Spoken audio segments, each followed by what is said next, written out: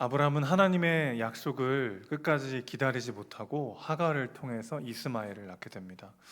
그 일은 또 다른 갈등을 불러일으키게 되고, 그래서 결국 하갈이 쫓겨나게 되는 일이 벌어지죠. 그러나 그때 하갈은 하나님을 만나고 다시 돌아와서 하나님께서 자신에게 전해주셨던 이야기, 내가 아들을 낳을 거고 그 이름을 이스마엘이라고 하라고 하셨고, 그러나 그 아들은 주인의 언약을 계승하는 아들이 아니고 사라를 통해서 아들을 주실 거라는 이야기를 전하게 되죠. 자, 그 일이 있고 난 다음에 13년 정도의 시간이 흐른 뒤가 오늘 본문의 이야기입니다. 아브라함이 99세 때 여호와께서 아브라함에게 나타나셔서 그에게 말씀하신 바가 1절에 기록되어 있어요. 여러분, 그 하갈이 돌아와서 놀라운 이야기를 하지 않았습니까? 내가 아들을 낳을 거고, 그때 무슨 초음파가 없는데 아들을 낳을 거라는 말에 사라는 어찌 보면 덜컥했을지도 모르겠어요. 그런데 그 아들의 이름을 하나님이 이스마엘이라고 하라고 하셨고, 근데 그 아들은 언약의 자손이 아니라 사라로부터 난 아들이 언약의 자손이 될 것이다. 그 얘기를 들었을 때 사라에게도 그것은 복음이었을 것이죠. 근데 13년의 시간 동안 정말 얼마나 많은 일들이 있었겠습니까? 그 약속을 기다릴 때 그 1년 3개월도 아니고 13년 동안을 그 약속을 붙잡고 계속 기다린다는 건 얼마나 힘든 일이었을까요? 그 13년의 시간 동안 얼마나 많은 일들이 있었겠습니까? 흔들리고 넘어지고 정말 지지고 볶고 갈등과 여러 가지 상황들이 얼마나 많았겠어요? 그 시간 동안, 그 긴 시간 동안 하나님이 약속만 믿으면서 살아간다는 게 얼마나 어려운 일이었겠습니까? 그런데 오늘 본문에는 그 시간들이 다 생략되어 있습니다. 아브라함의 그 13년의 시간, 사라와 그 가정의 그 온갖 어려움과 갈등의 시간들이 다 생략된 채 아브라함에게 나타나서 하나님이, 그게 가장 중요한 건 뭐라고 말씀하십니까? 나는 전능한 하나님이라 너는 내 앞을 행하여 완전하라, 이렇게 말씀하십니다. 나에게는 중요하고 매우 의미 있는 사건과 어떤 시간들이 하나님께는 그렇지 않을 수 있다. 여러분, 이걸 어떻게 느끼시나요? 나는 정말 이 문제가 빨리 해결돼야 될 것 같고, 이 문제가 아니면 나는 한 발자국도 나아갈 수 없을 것 같은 그런 무거운 현실이 내 앞에 있는데, 하나님 보시기에 그것이 아무것도 아닌 것처럼 여겨질 때 우리는 그것을 어떻게 받아들일 수 있을까요? 우리 아이들을 키우다 보면 이렇게 본인은 굉장히 심각한데 부모는 되게 귀여울 때가 있잖아요. 이번 주에 저희 둘째 아들이 지금 눈이 좀 나빠져가지고요, 칠판에 글씨가 잘 안 보인다고, 그래서 이제 선생님 통해서 이제 그 안경점을 가봐야 될 것 같다. 선생님 여기 계시네요. 그래서 이제 갔어요. 근데 이제 진짜 눈이 많이 안 좋아진 거예요. 그래서 이제 안경을 이제 끼게 됐는데, 이 아이가 막 너무 막 이제 그 자기가 안경을 끼게 됐다는 사실에, 아빠 내가 안경을 끼게 됐으면 되게 힘들어하는 거예요. 본인이 안경을 낀 거에 대해서 굉장히 절망하고 힘들어하는 거죠. 내가 어떻게 다 안경을 끼게 됐을까? 내 눈은 왜 이렇게 안 좋아졌을까? 별거 아니잖아요. 안경을 낀다는 게. 여기도 안경 끼신 분들 많고, 우리는 다 안경을 끼게 되잖아요. 나중에는 노안도 오고. 안경을 끼는 게 무슨 인생에 그렇게 막 큰 절망이나 실패나 비참함이 아니잖아요. 근데 이 아이는 지금 내가 안경을 끼게 됐다는 사실 앞에 막 너무 심각하게 계속 막 저한테 왜 내가 안경을 껴야 되고 어떻게 하다 이렇게 되는지 막 계속 얘기하는 거죠. 근데 이렇게 주일에 한번 보세요. 되게 이렇게 똘똘하게 되게 너무 귀여워요. 죄송해요. 너무 이제 제 아들을 귀엽다고 해서 죄송한데, 너무 귀여운 거죠. 안경 낀 모습이. 아빠가 보기에는 너무 귀엽고 정말 별일 아닌데, 그 아이는 진짜 막 인생 일대의 고민인 거예요. 여러분, 하나님이 우리를 보실 때 그런 눈으로 보실 때가 많지 않겠습니까?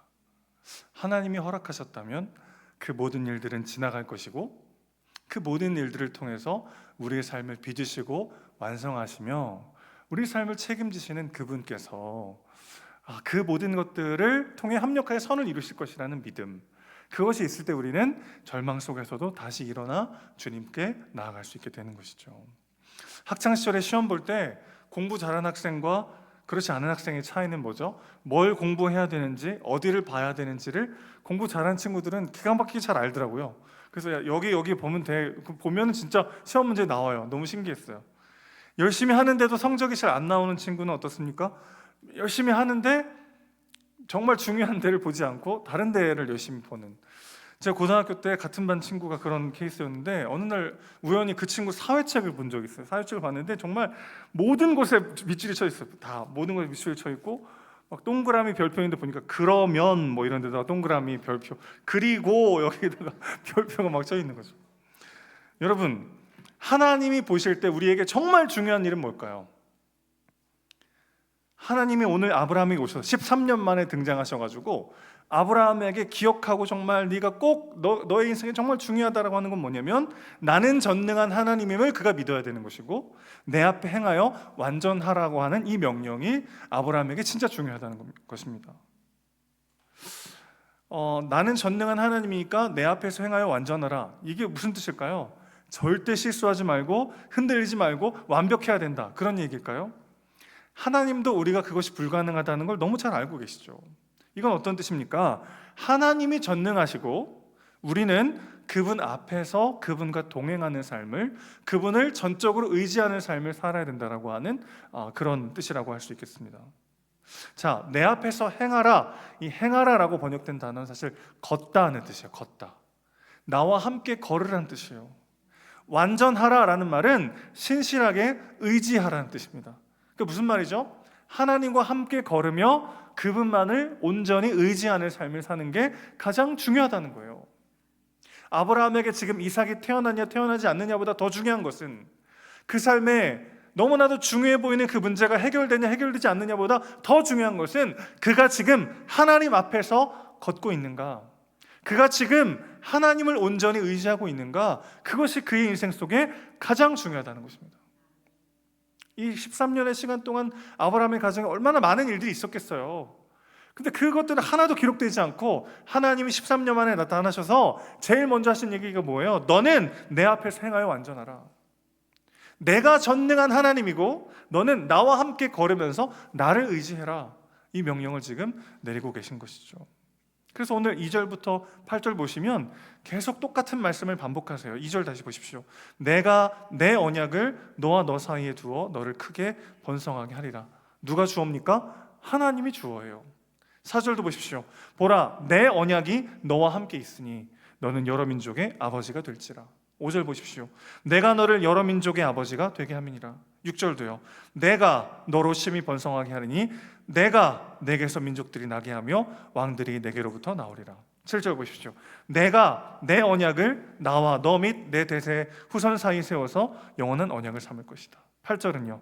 내가 너와 내 후손에게 내가 거류하는 이 땅 곧 가나안 온 땅을 주어 영원한 기업이 되게 할 것이다. 계속 주어가 뭐예요? 내가요. 내가. 하나님이 주어예요. 여러분, 그 문제 속에, 여러분의 고민과 문제와 어려움 속에 주어는 누구입니까? 하나님은 내가 전능한 하나님이니 내 앞에서 나와 함께 걸으며 나를 의지하라고 오늘도 우리에게 말씀하고 계신 거죠. 왜죠? 그분이 전능하시기 때문에, 그분이 나의 하나님이시기 때문에, 그분이 우리 삶의 주어가 될 때 그것이 우리 삶의 구원이 되기 때문에 그렇습니다. 여러분, 보통 우리가 의존적이라고 하는 말은 부정적인 뜻으로 쓰이잖아요. 그렇죠? 그 사람은 너무 좀 의존적이야 라고 할 때 이건 좀 부정적인 표현으로 쓰이잖아요. 그런데 하나님에 대하여는 의존적인 것이 가장 지혜롭고 성숙한 길인 거죠. 여러분, 수술대 누운 환자가 의사 앞에서 계속 막 이래라 저래라 하면 되겠습니까? 그냥 믿고 조용히 마취 빠지면 돼요. 하나님과 우리 사이의 존재적 차이를 생각해 보세요. 그분은 온 세상을 창조하시고 나를 지으시며 나를 나보다 더 잘 아시는 전지전능한 하나님이신 줄로 믿습니다. 우리 중에 그 누가 내 머리털이 몇 개인지 셀 수 있는 사람이 누가 있어요? 나를 나보다 더 잘 아시는 주님, 내 머리털도 다 세아리시고 내가 하나님 앞에 엎드려 주여만 해도 내 마음이 뭔지 다 아시는 그분, 전능하신 나의 하나님 여호와, 그분을 의지하는 것이 너무나 중요하죠.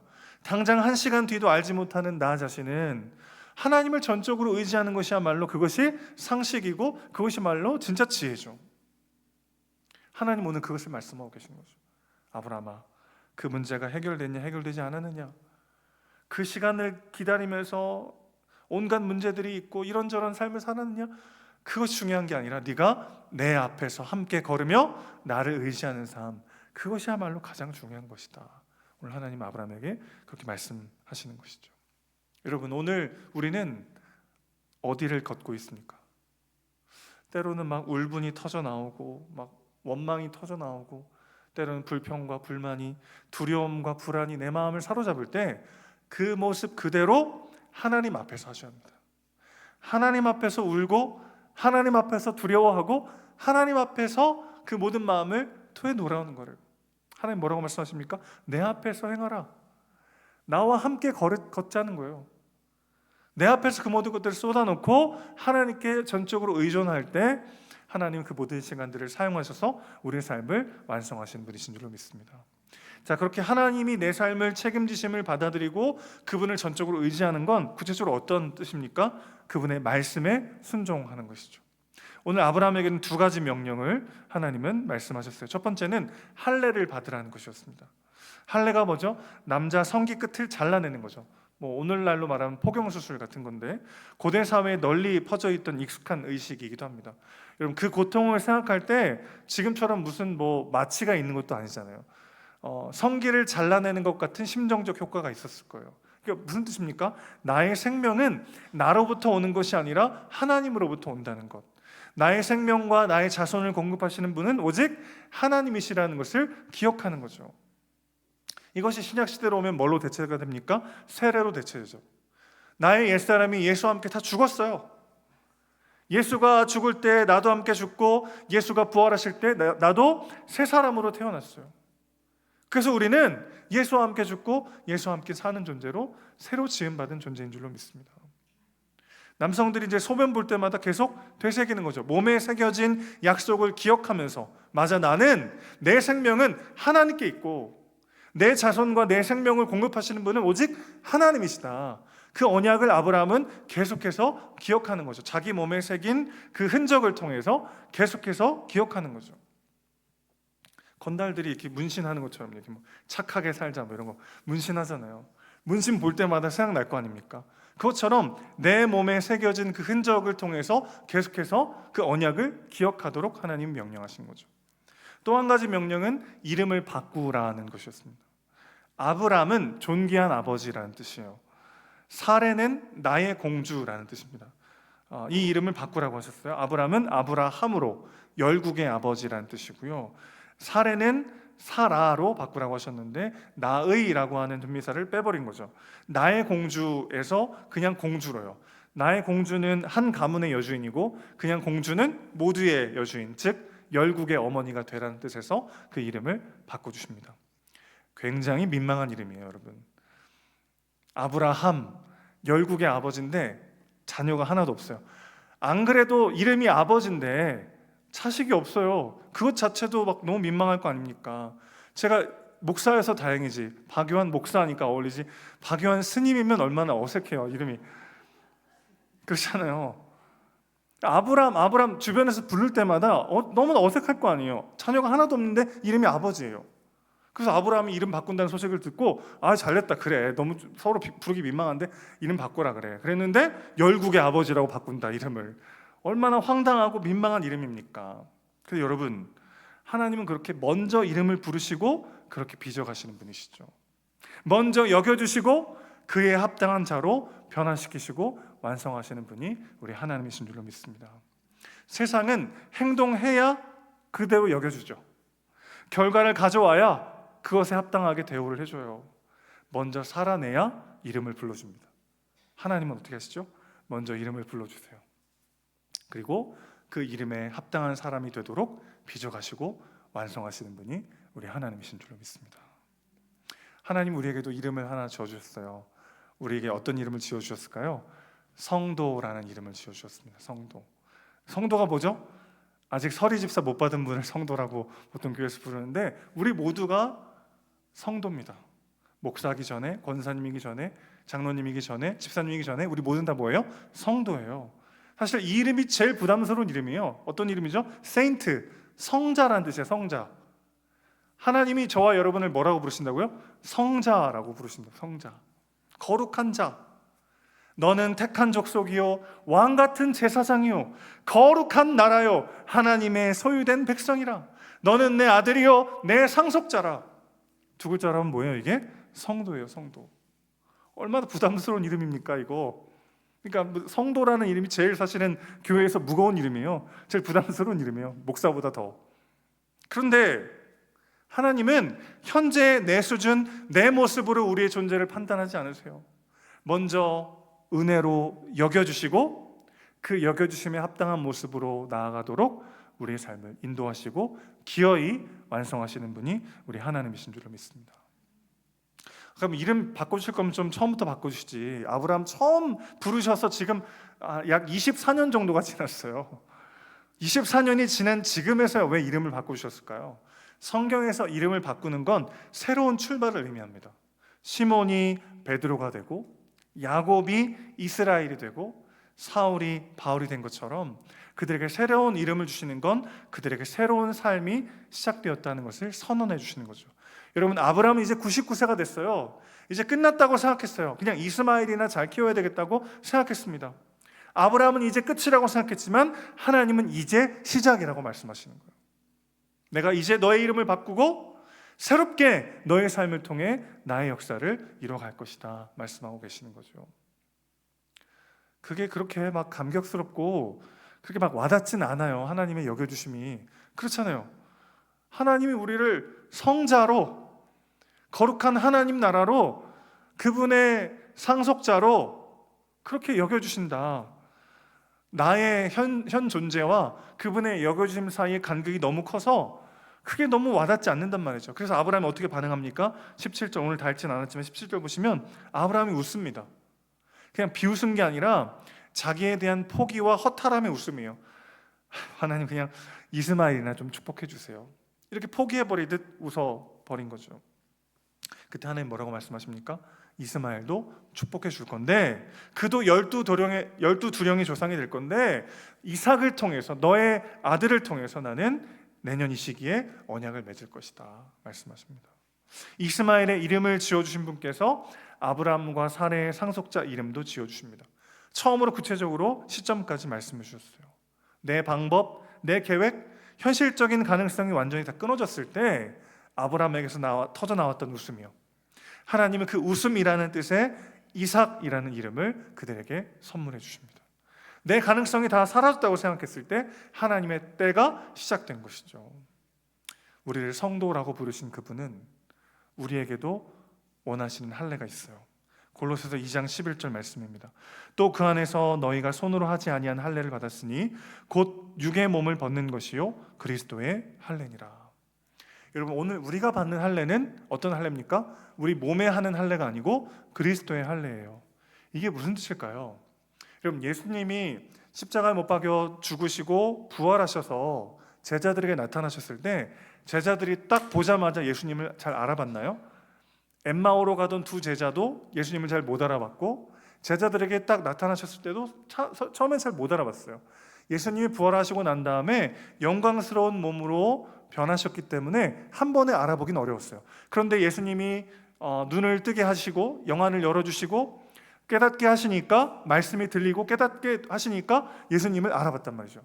그러니까 부활하시기 전과 부활하신 후에 예수님은 연속성도 있지만 전과 다른 모습으로 더 영광스럽게 아마 변화되셨던 것 같아요. 그런데 그 변화되신 예수님께 여전히 남아있었던 게 있습니다. 바로 못자국과 창자국이죠. 그리고 그걸 굳이 제자들에게 만져보라고 하셨어요. 내 손에, 내 옆구리에 손을 넣어봐라. 그분은 영광스럽게 변화되신 부활의 몸으로 변화되시고 난 다음에도 그 흔적을 지우지 않으셨습니다. 왜일까요? 그것이 그리스도께서 하나님의 언약을 기억하시는 영광의 할례이기 때문이죠. 이제 우리가 기억하는 게 아니에요. 우리 몸에 새기고 우리가 기억해야만 하나님이 우리에게 그 언약의 축복을 주시는 게 아니라 이제 그리스도께서 자신의 몸에 새겨 그 언약을 기억하시겠다고 말씀하시는 것입니다.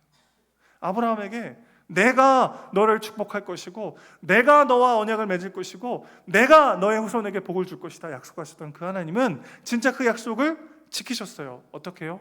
자기 하나밖에 없는 아들에게 그 몸에 할례를 행하시고 그 몸에 흔적을 새겨 넣으시면서 당신께서 직접 기억하시겠다고 우리에게 약속하시는 것이죠.